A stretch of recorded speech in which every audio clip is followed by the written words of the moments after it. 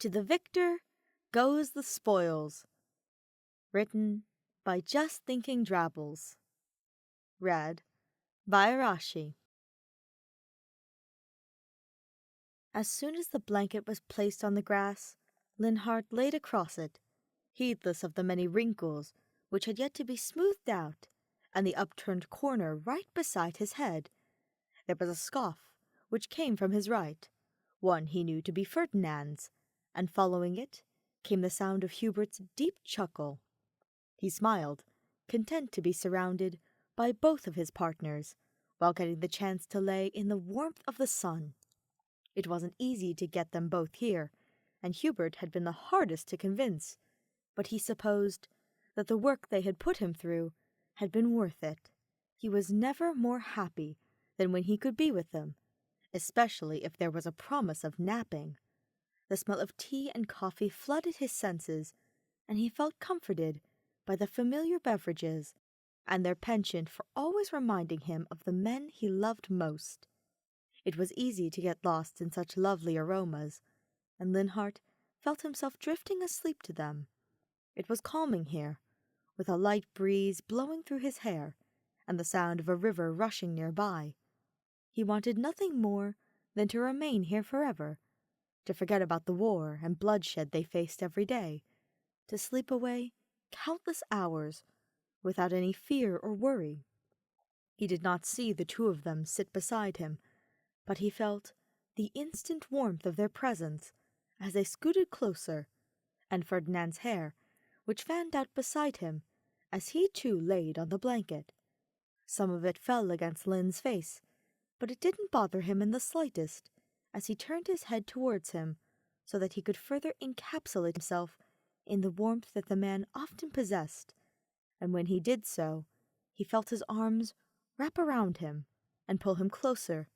"This is lovely," said Ferdinand, with a delighted sigh, and his voice was a buoy which tethered Linhardt to the waking world.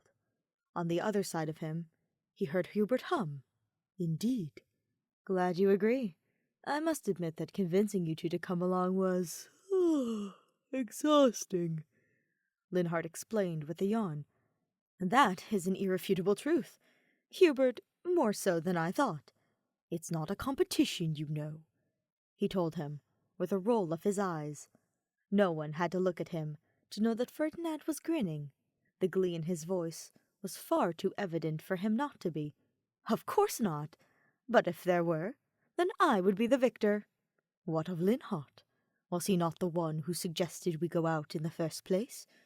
"I do not care to be a winner in any of this," Linhardt told them with a lazy wave of his hand.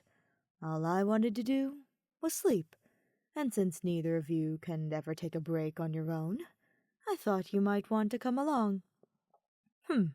Perhaps Hubert has a point. Maybe you are the true winner. But I just said that I don't care to be... And is it not also true that when someone wins something, they receive a reward afterwards?" "I believe you're right," agreed Hubert, nodding. The two of them grinned at one another, with mischief in their gaze, and Linhardt raised his brow, his mouth opening to question their intentions. However, he was left stunned speechless, as the two of them leaned over and brought a kiss to both of his cheeks. He felt himself flush beneath their sweet affection, and wondered if they could hear the way they made his heart beat rapidly in his chest, or if they knew the way their lips brushed against his skin sent sparks running up his spine. Surely they knew. They wouldn't attempt it otherwise. When they pulled away and continued conversing as if nothing had happened, Linhardt once again smiled to himself. Perhaps, he thought briefly, as his mind began to drift asleep once more, it might not be so bad to put in the work every now and then.